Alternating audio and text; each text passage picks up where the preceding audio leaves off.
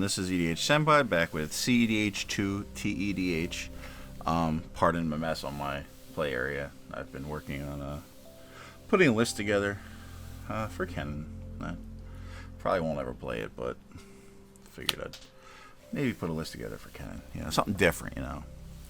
But that's not today's topic. Today's topic is making deals and the words you use to define them. So lately we've seen a lot of other content creators put up videos about lying. Lying in cEDH is completely okay. I don't lie, but it doesn't mean that you can't. It is up to you to determine if your opponent has the best interest for you in mind. Some players think lying is perfectly acceptable and lie all the time.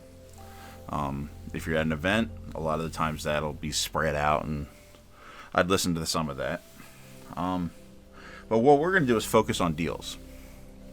The ideology is, at Dallas we saw a few like turn 2 ad naus or such effects being cast, with the only interaction at the table was like pact of negation or a way to blow somebody out so they can't come back from the counter. You have two options when that's confronted to you.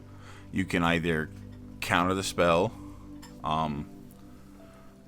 or let it resolve.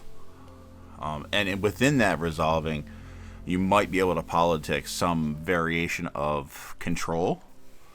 Only go 5 or 6 cards deep. I'll tell you if you can go any further, those kind of things. So those are all based off if you trust the person.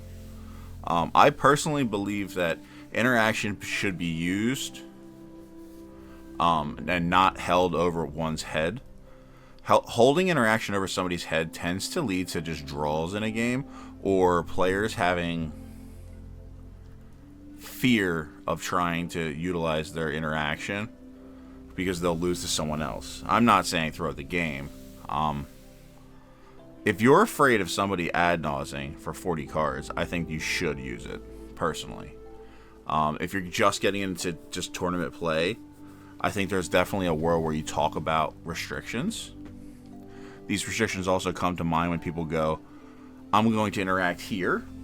I'd like you not to win on your next turn, which is actually a massive mistake, because then with your verbiage, a Final Fortune is not on that turn.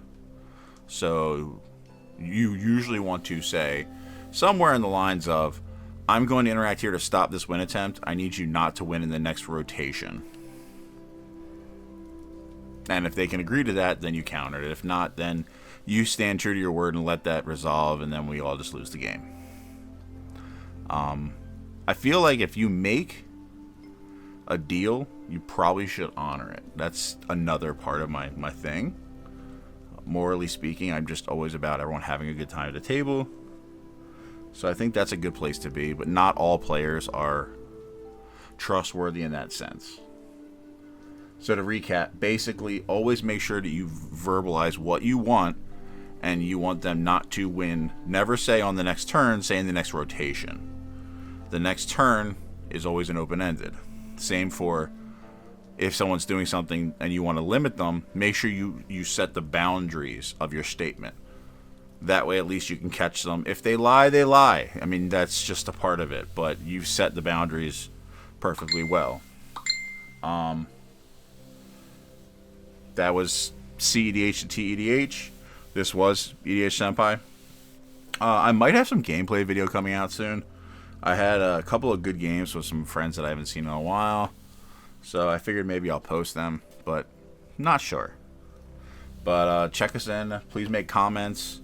If you want to see a specific topic that I haven't covered yet, or more detail on a topic about tournament play, please comment in the bottom. Reach out to me on Instagram, TikTok. You know, YouTube's fine. I just want to get information out there for people so they can get used to the tournament scene, because that's the way we're going. Everything's going tournament soon. All right.